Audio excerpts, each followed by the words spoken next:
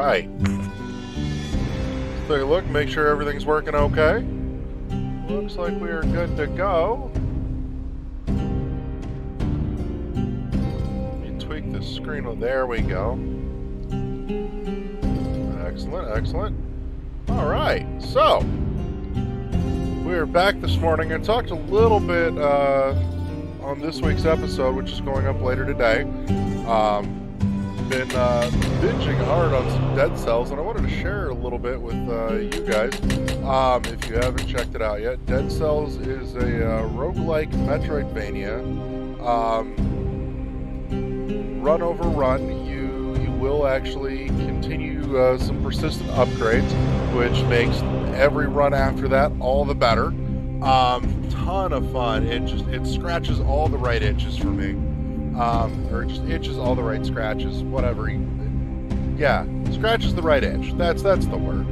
So, we're going to jump in here. We're going to pick up from where I left off last night. There's not really a whole lot of point in starting a from scratch run, just because of the fact that every run or every time you die, you're starting from the very beginning again.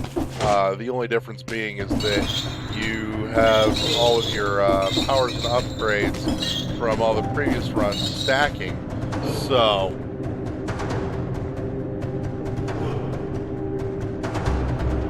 you can actually see here all the things that we've managed to unlock so far. There we go. You can also take a look in the pause menu here. You can see the runes that we've picked up. Those will let you get into other areas in each of the biomes.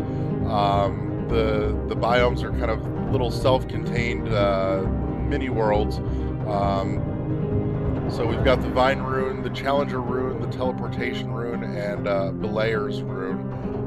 We've also got some upgrades that'll help us along the way here, including our health flask, where we can now take three swigs out of the health flask every biome. We've got our gold recovery, so that if we die, we can carry over up to 10 grand in gold, and our recycling upgrade there. So if we find weapons that we aren't using, we can turn that into cash. We've also got some weapons upgrades regarding the starters, where now instead of just the rusty blade and the starter bow, those items are randomized to get something better. So we're going to start this run with the broadsword it's giving us, and I feel like we're going to go with throwing knives rather than the shield. So we've got short range and long range happening. And we're going to jump into it. So we're starting with the prison biome, which is kind of your introduction to everything. Not liking auto-aim on throwing knives. That is coming in that's coming in way too oddball there. That might be a one-off. Auto-aim with bow and arrows is great up to this point for me. Runs and see if we can get any more substantial. If we get a good run on the first one through, we may only do one. So we've got our primary weapons, the broadsword, and now our throwing knives, and now we get our first auxiliary, which is our knife storm. We're going to check that out here. That throws out a flurry of knives in all directions, and damage as well. So even as anything that's hit by it is going to continue to feel it for a couple of seconds. Our throwing knives also have that bonus of causing some bleed damage. You can see there. Alright, so let's take a look here. We're going to start with heading down, I think. We're going to cover the whole section here, the whole map in this biome. Personally, I'm not one to speed through the biomes. I like checking out all the bits and pieces, all the nooks and crannies. Make sure I'm getting everything I can out of it. Alright.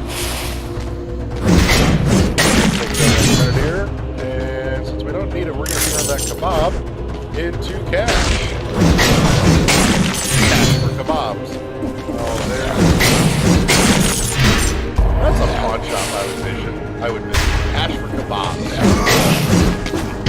Alright. Okay. I gotta get better at my dodge. Kebab there. Alright, so here's our first upgrade, our Power Scroll. The Power Scroll lets us pick from any of the 3 categories, the Brutality, the Tactics, and Survival. Each one of them is going to give us a 15% increase on damage in any category, or any weapon with that category. However, there are some there's a variety in the incentives when it comes to increasing our health. I think we're going to start with the Survival here, since we're going to get damage up on the broadsword, plus we're going to get a 60% bump on our health here. And we're going to need to get the chain to go up here. Lay it down with the broadsword there. And one thing you'll notice too is that rather than just opening the doors, if you bust through them, you can actually stun an enemy that's just on the other side of the door, making it easier to pick them off, because of the fact that they're going to be immobile for a couple of seconds. So here we've got a little shop inside the biome, and I'm not seeing anything in here that I'm particularly interested in. I just unlocked the meat grinder last night, but I'm not real happy with the way that it plays out. I'm not a big fan of grenades. I'm much more prone to the turrets. I will grab the phaser here. That gives us an instant teleport behind an enemy, and it bumps up our next swing that we do on that enemy. Right, and there we go. There's another power-up scroll.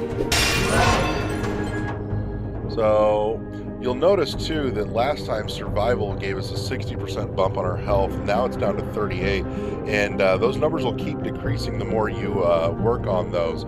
So next we're going to go with the Brutality here, since both of our auxiliary weapons are going to get an increase from that, and that's got a 50% health bump. So that's going to be our next jump here. You'll notice that rebalances the broadsword as well.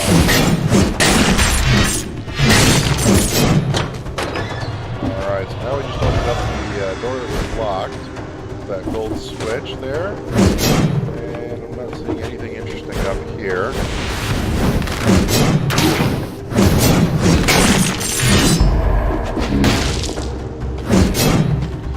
Sometimes you're going to find stuff in the walls. You're looking for little runes that appear when you get close to them.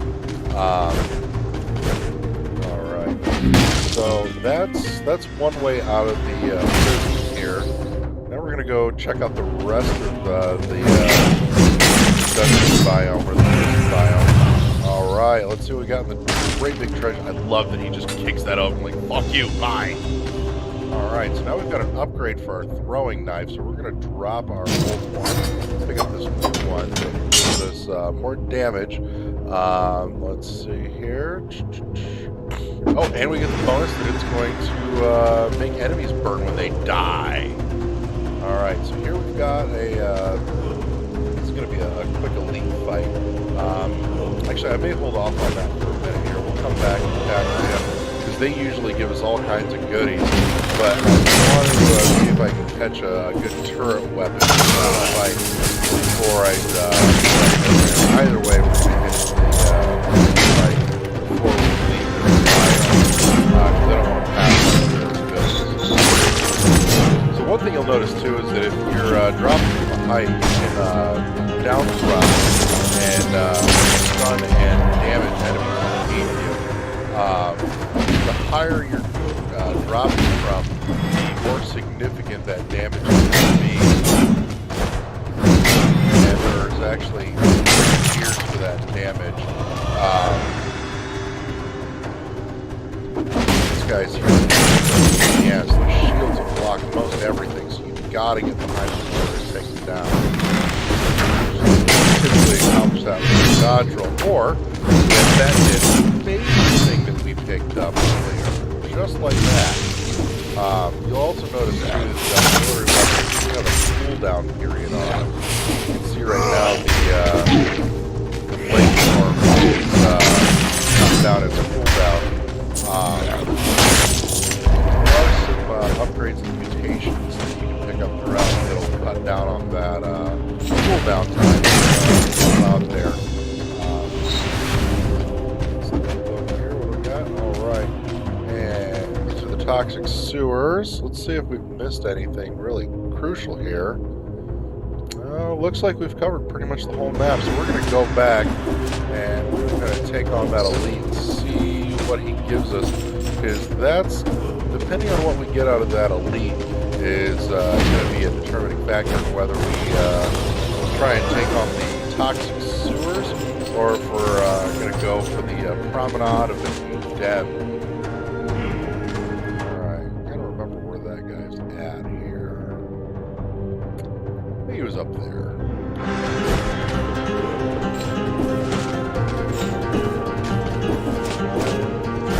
Yep, there he is. Alright, let's see what we get. Yeah, that thing's lighting up. It's angry. It's ready.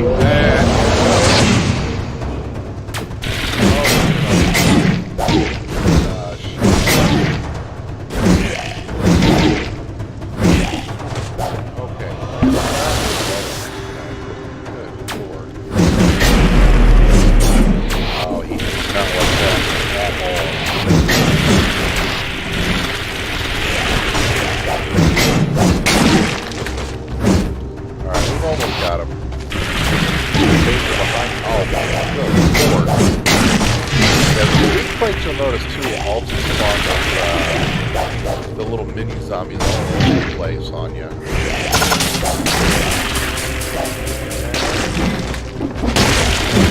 There we go. Alright, so he's going to give us a topaz amulet to replace our prisoner's collar, and it's a nice upgraded topaz amulet. That's a level 3 one. So we only get one of these. We can only equip one at a time. The topaz amulet is going to make it so that we can, any enemy that we kill, when they drop cash, gold, or the cells that we're collecting, and we'll take a look at what those cells do in a minute here as we hit the end of the prison. But it means that even if we're not anywhere near them, they're still going to automatically come to us, which is really easy.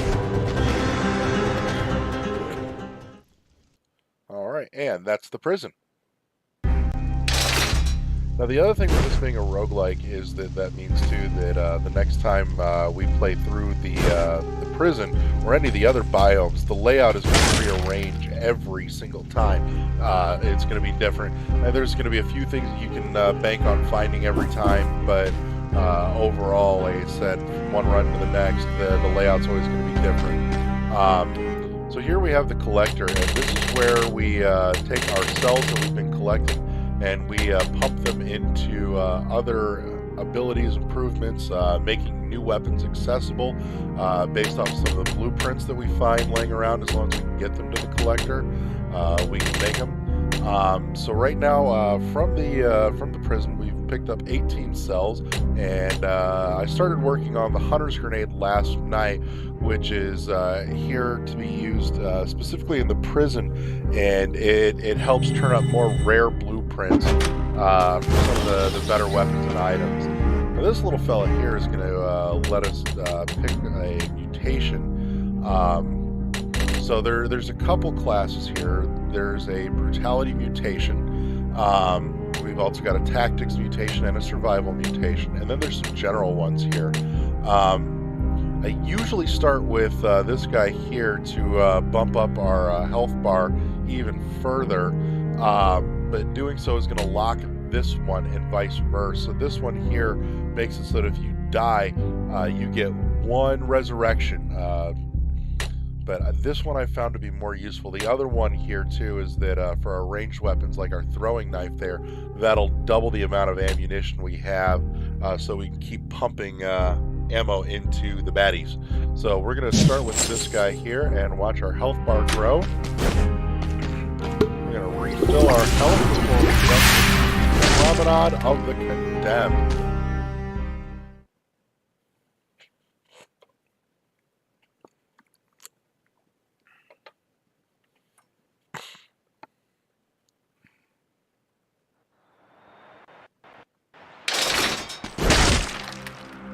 Alright. Now, if it's your first time playing through here, I'm going to point this out for you as a little help. In the Promenade of the Condemned, you'll always find this little section up here. The first time you find it, there is a blueprint up there for you, too. Once you've gotten that blueprint to the collector, from there it'll always just be a little bit of cash hiding up there for you. Wow, I tanked that. I got stuck in an animation there. I just could not get out of that. These guys. Oh, but we got range on their swing and health. We're all on the same level as they are. They're coming for you.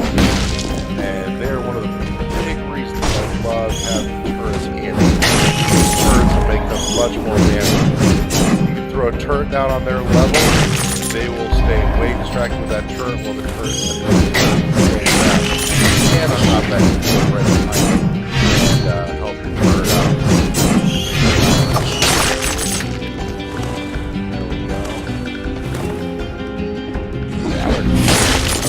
There we go. That guy took some more damage, like I mentioned earlier.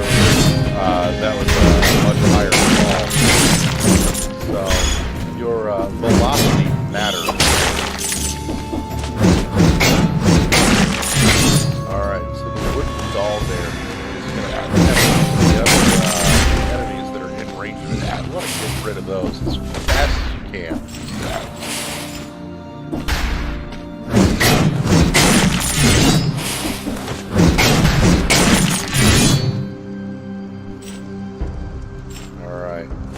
Take him out. There we go. That drop attack makes him much more manageable with the broadsword there. The broadsword is not a fast weapon, but it does significant damage. Down here, so we got, alright, we've got a Guardian Scroll. So unlike the Power Scrolls, the Guardian Scrolls, the Minotaur Scrolls, and I believe it's the Assassin Scrolls, will let you pick between one of two categories. So this one here is going to let us pick an upgrade between Tactics and Survival, and I think we're going to run with... Survival will give us more health, but the Tactics is going to give us more effect on the majority of our weapons. So we're going to go with that. Now this here is a timed door. In order to get through those, each biome has one, and you've got to be quick on your feet in getting through the last biome. They are on a timer that looks at the overall in-game timer that you can see running just over my mini-map in the lower right-hand corner there.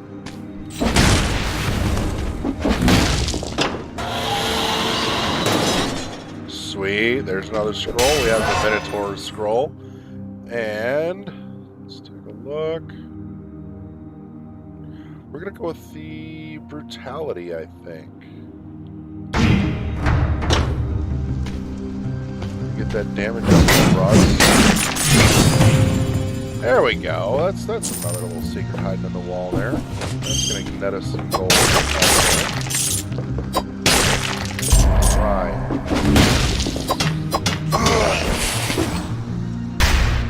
I am noticing, because I don't think throwing knives, I am noticing throwing knives auto aim a lot higher than I can with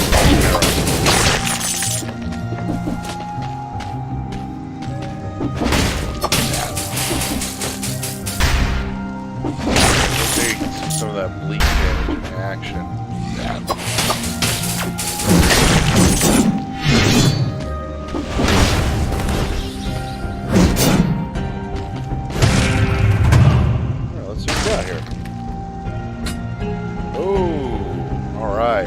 So, we're going to grab this, and we're going to replace our throwing knives. We're going to turn those throwing knives into cast.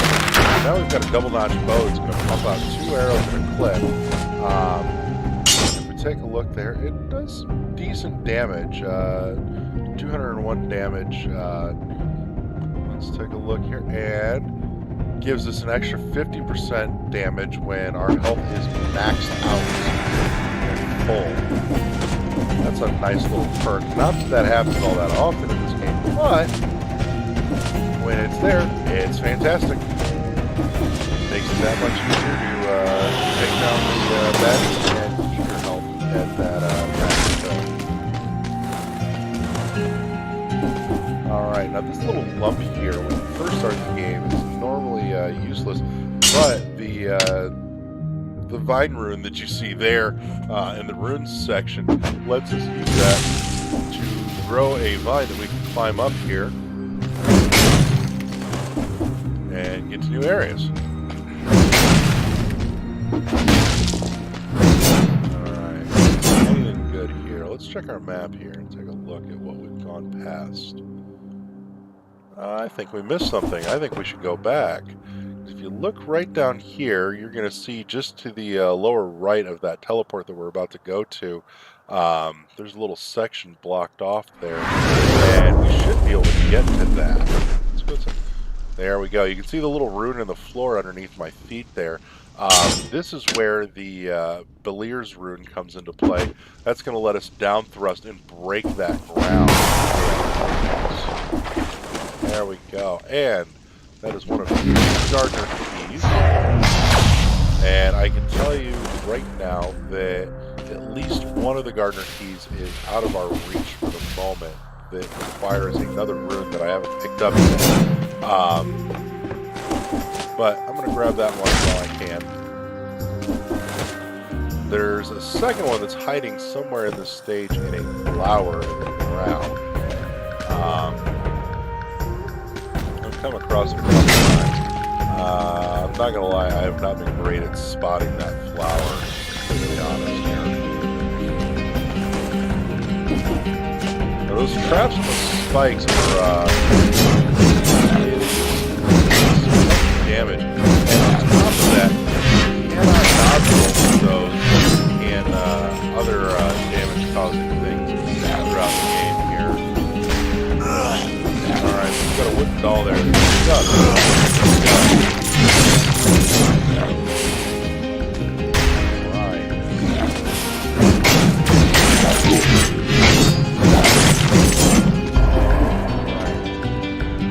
that bad boy in before you got a second shot off on us.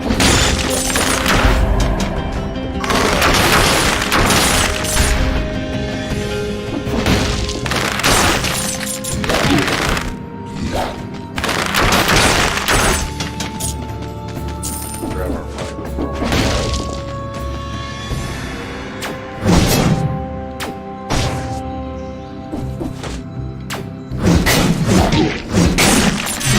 Interrupted our second combo swing. So there's a thing up there that we need 3 Gardner keys to get. Right now we've only got the 1. Like I said, the third one we just can't access at the moment yet. That requires a new ability we haven't gotten to at this point. In order to get that, we have to go through the toxic sewers, and those are just gnarly. I try to avoid toxic sewers whenever possible, unless I've got something to help negate the poison. That's a big factor. Alright, what do we got? Oh, there we go. This is much better. We're going to get rid of that knife storm. And this is one of the turrets I was talking about here. I'll show you. There we go. So this guy will drop, and anybody comes in range, as long as I'm standing close enough to power it, it will, it'll sit there and just start blasting it. I'm gonna find some. Here we go. We'll put it into action right here. Look at that. Wooden doll's gone. That out. Drop it here.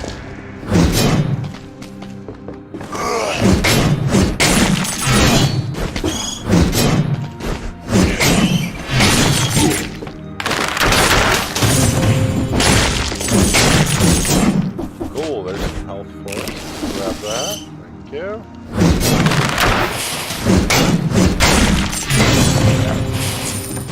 cash in hand.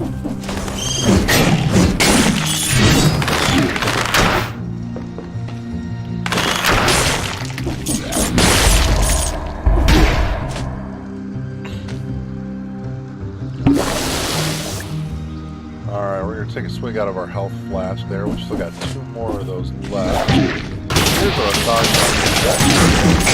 It's real busy. So you're going to sit there and try really hard to take that turret out before worrying about it.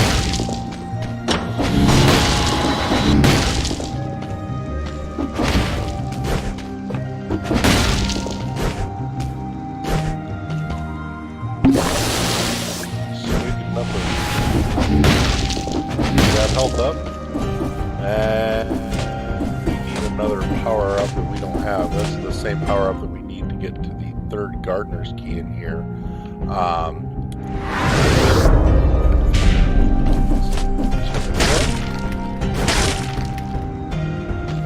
it here. All right.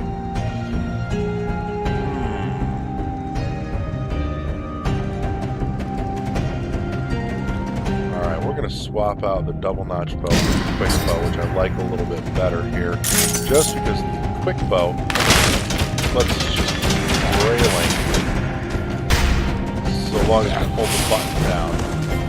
So it is semi-automatic. Double notch.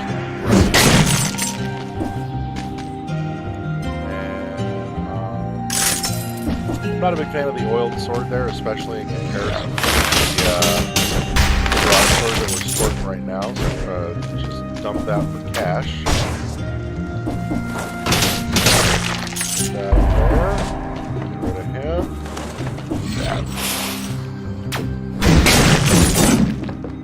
Thanks for time. Hey, and a power scroll. Alright. I'm feeling... Let's go for the health perk here.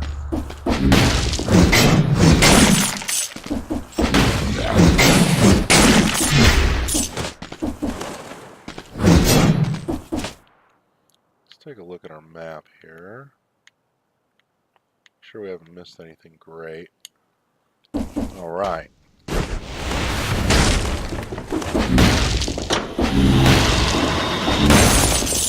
Alright, we got some gold right in front of the elevator. And it looks like this little offshoot is going to be a little more trap centric. And we've got a shop. Cool. So,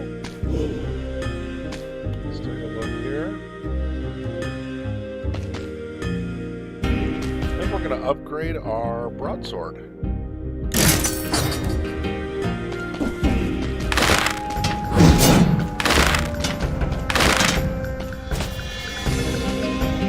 Fun little things you can interact with in the background. Not that they do much, but they do amuse. Something here. What is it that's... Oh! Our turret there, our double crossbow-matic, is giving us double damage, but we also receive twice as much damage. So that's why everything's been hitting so hard. This does not feel normal. There's that 3rd Gardener's Key that we can get to, yes.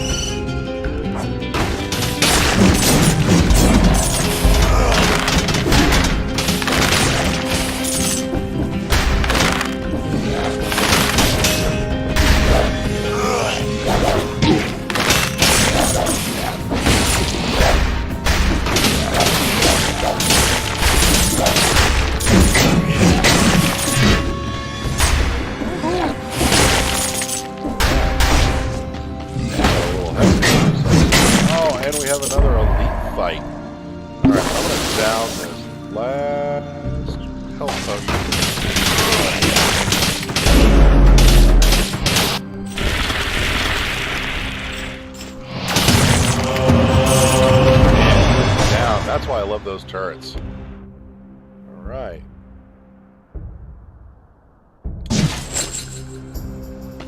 Fantastic. We can get money for that. Let's take that with us. And you can also see there, break through some ground. That leaves a flammable oil on the ground. You can see that slicking off the ground there.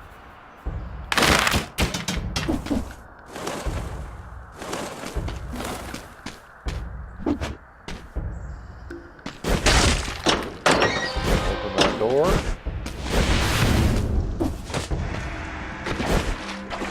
Now this little sarcophagus you see in the background here is another one we can interact with thanks to one of the runes that we've picked up here, which gives us the option of a second pathway out of the promenade, the ossuary. However, I think I'm going to take the easy way out this time, and we're going to head up this way to the ramparts.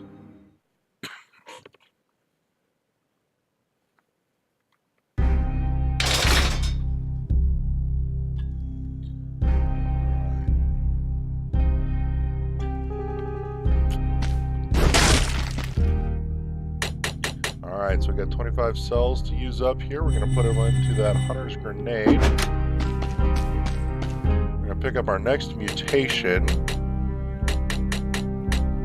And we're going to go with the tactics mutation to cut down our cooldown time on our auxiliary weapons. It's going to come real handy in the first major boss fight when we get there.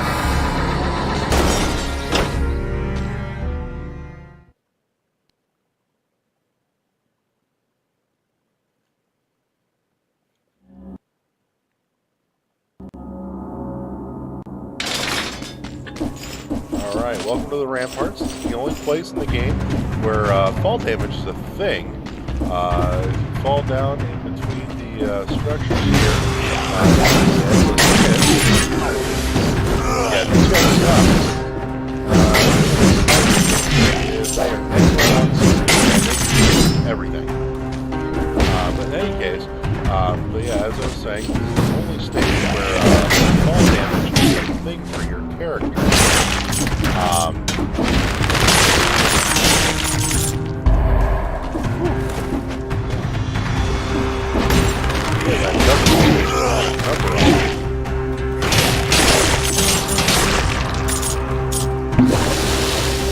Oh, right by the hair of our chinny chin chin. See it, we're down to 1.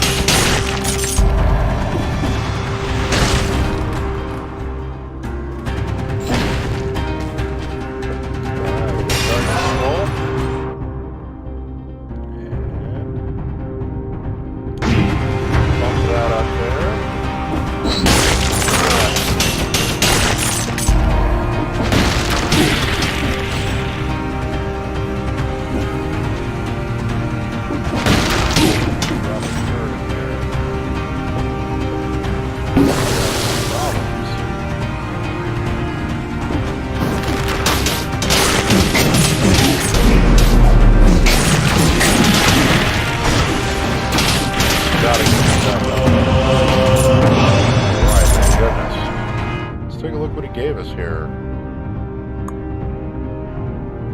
Oh, that's cool. That would have been great to go into the sewers with.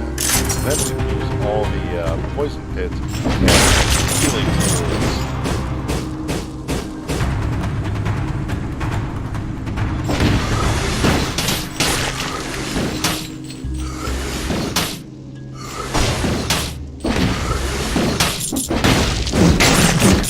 Take care of him.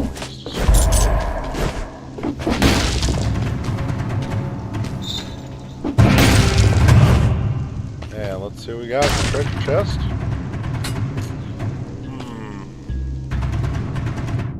I think we're going to drop the phaser for the magnetic grenade here.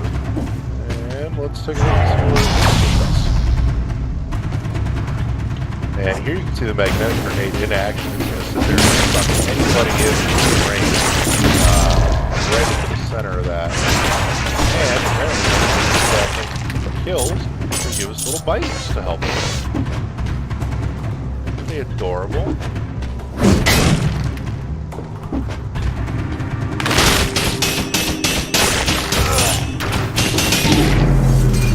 And we're dead.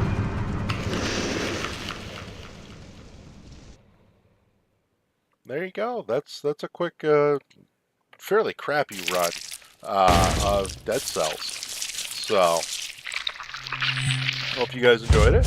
We're going to get this posted up to the NGR channel in the World 11 Plays section. I'll probably be streaming more of this in the future, and my hope here is later today to also be back to finish up Pegasus Prime with you guys. So, guys, thanks for stopping in, and I'll catch you later today.